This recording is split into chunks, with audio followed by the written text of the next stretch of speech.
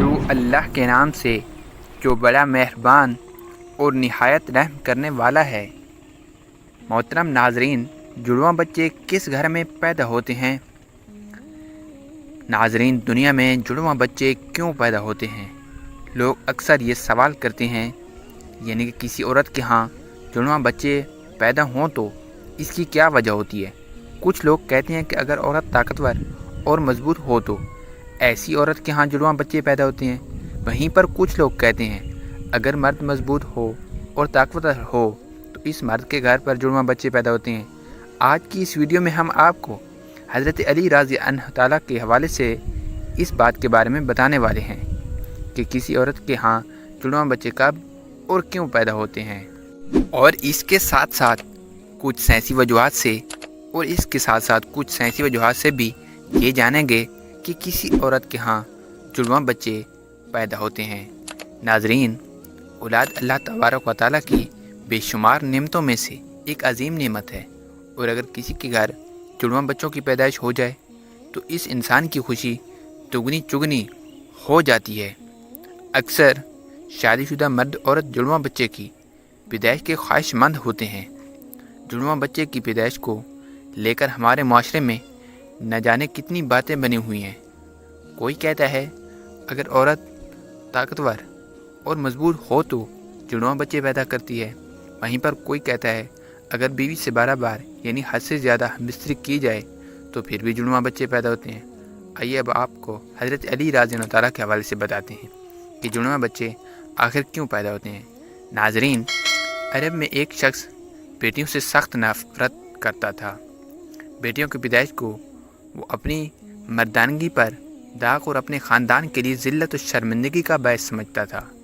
اس کے ہاں جب بھی بیٹی کی پیدائش ہوتی تو وہ اس ذلت و شرمندگی سے بچنے کے لیے بیٹی کے پیدا ہوتے ہی رات کی تحریکی میں اسے زندہ درگور کر دیتا۔ ایک بار اللہ تعالیٰ نے اس کو 2 بیٹیوں کے ساتھ نوازا۔ جڑواں بیٹیوں کی پیدائش پر اسے بہت دکھ ہوا۔ اس کی حالت میں دونوں بیٹیوں کا اٹھا کر قبرستان کا رخ کیا۔ حضرت علی رضی اللہ تعالیٰ کو جیسے ہی اس بات کا علم ہوا، آپ نے قبرستان کا رخ کیا اور شخص کے پاس پہنچے اور فرمایا، اے بدبخت انسان، کیا تمہیں رسول خدا کا یہ فرمان معلوم نہیں کہ بیٹیاں اللہ کی رحمت ہوتی ہیں؟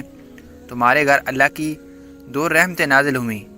پھر فرمایا، اے شخص، یاد رکھنا اللہ تعالیٰ ہر کسی کے گھر میں جڑواں بچوں کی پیدائش نہیں فرماتا، اور اللہ تعالیٰ جس شخص پر راضی ہوتا ہے صرف اس کو بیٹی جیسی رحمت اور جڑواں بچے عطا فرماتا ہے، اور اللہ تبارک و تعالیٰ جس شخص کو جنت میں داخل کرنا چاہتا ہے صرف اس شخص کے گھر میں 2 بیٹیاں ایک ساتھ پیدا فرماتا ہے، اور اللہ تعالیٰ کو جس شخص کی آخرت نیک مقصود ہو اس گھر میں بیٹیوں جیسی رحمت نازل فرماتا ہے۔ رسول اللہ صلی اللہ علیہ وسلم ہم کو یہ فرماتے ہوئے سنا ہے، جس انسان نے اپنی بیٹیوں کی اچھی طرح پرورش کی اور ان کی شادیاں کی تو اللہ تبارک و تعالیٰ ایسے انسان پر جنت کو واجب کر دیتا ہے۔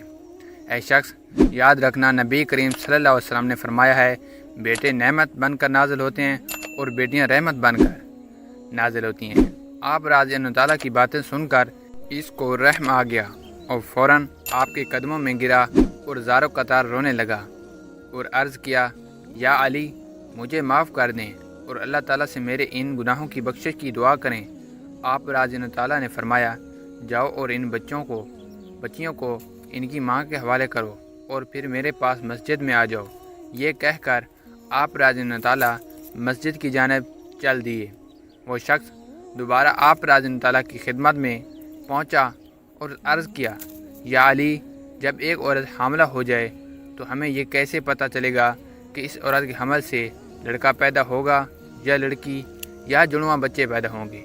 تو حضرت علی رضی اللہ تعالیٰ نے فرمایا، اے شخص، اس بات کو اللہ تعالیٰ کے سوا کوئی نہیں جانتا، کیونکہ غیب کا علم صرف اور صرف اللہ تعالیٰ کے پاس ہے۔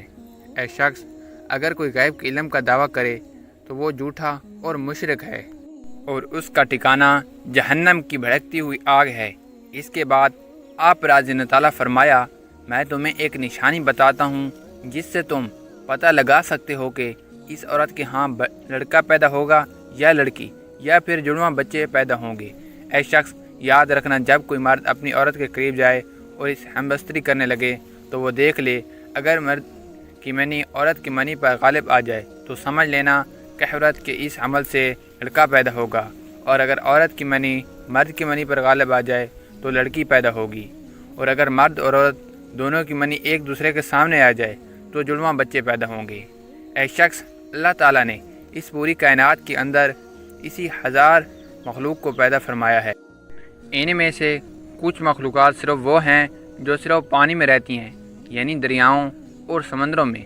اے شخص، یاد رکھنا، اللہ تعالیٰ نے تمام مخلوقات کو جوڑوں کی شکل میں پیدا کیا ہے، یعنی نر اور مادوں کو پیدا فرمایا ہے، اور دونوں جوڑوں میں اولاد کی محبت ڈال دی ہے تاکہ قیامت تک ان کی نسل باقی رہے۔ اور دوسری مخلوقات میں سے ایک مخلوق اللہ تعالیٰ نے ایسی بنائی ہے جو اس زمین پر رہتی ہے، جو کہ انسان ہے، اور اللہ تعالیٰ نے انسان کے اندر بھی نر اور مادہ کو پیدا فرمایا۔ ناظرین، اس پوری کائنات میں صرف اور صرف اللہ تعالیٰ کی ذات ہے جس کا نہ تو کوئی باپ ہے اور نہ ہی جس کی کوئی اولاد ہے، اور اس کا کوئی ہمسر نہیں۔ کائنات کی تمام مخلوقات صرف وہی خالق اور رازق ہے۔ اللہ تعالیٰ فرماتا ہے، غیب کا علم صرف میرے پاس ہے، یہ میں ہی جانتا ہوں کہ عورت کے پیٹ میں ہونے والا بچہ لڑکا ہے یا لڑکی، اور میں جسے چاہوں بیٹا عطا کرتا ہوں، اور جسے چاہوں بیٹی جیسی نعمت عطا کرتا ہوں، اور جسے چاہوں جڑواں بچے عطا کرتا ہوں، اور جس کو چاہوں اولاد جیسی نعمت سے محروم رکھتا ہوں، یعنی کہ بانجھ بنا دیتا ہوں۔ مسجد میں موجود تمام لوگ یہ منظر دیکھ رہے تھے کہ اتنے میں ایک شخص کھڑا ہوا اور عرض کی، یا امیر المومنین، میرا بچہ اکثر بیمار رہتا ہے اور ہر وقت روتا رہتا ہے، بہت علاج کروایا مگر کوئی فائدہ نہیں ہوا، آپ ہی مجھے بتائیں کہ میں آخر کیا کروں؟ تو حضرت علی رضی اللہ تعالیٰ نے فرمایا، اے شخص، تم اپنی بیوی سے کہو ہر روز اس کے ماتھے پر ہاتھ رکھ کر ایک بار سورۃ فاتحہ دم کرے، کیونکہ میں نے رسول خدا سے سنا ہے کہ سورۃ فاتحہ میں ہر بیماری کا علاج ہے۔ پھر فرمایا، اگر تم مردے پر 70 بار سورۃ فاتحہ دم کرو اور وہ کھڑا ہو جائے تو تعجب نہیں، کیونکہ اس صورت میں اسم اعظم ہے۔ اس کے بعد آپ رضی اللہ تعالیٰ نے فرمایا، اپنی بیوی سے کہو کہ وہ اپنے بچے کو بائیں جانب سلایا کرے، کیونکہ بچہ جب اپنی ماں کے پیٹ کے اندر ہوتا ہے تب وہ ماں کے دل کے دھڑکن کو سنتا ہے، جسے سن کر وہ سکون محسوس کرتا ہے اور وہ دھڑکن کی آواز سے مانوس ہو جاتا ہے، مگر جب وہ پیدا ہونے کے بعد ماں کے جسم سے جدا ہو جاتا ہے تو اسے وہ آواز سنائی نہیں دیتی، جس سے بچہ بے چین ہو جاتا ہے اور رونے لگتا ہے۔ اس لیے اگر عورت بچے کو بائیں طرف سلائے گی تو وہ ماں کے دل کے قریب رہے گا اور دل کی دھڑکن کو محسوس کرتا رہے گا اور سکون سے رہے گا۔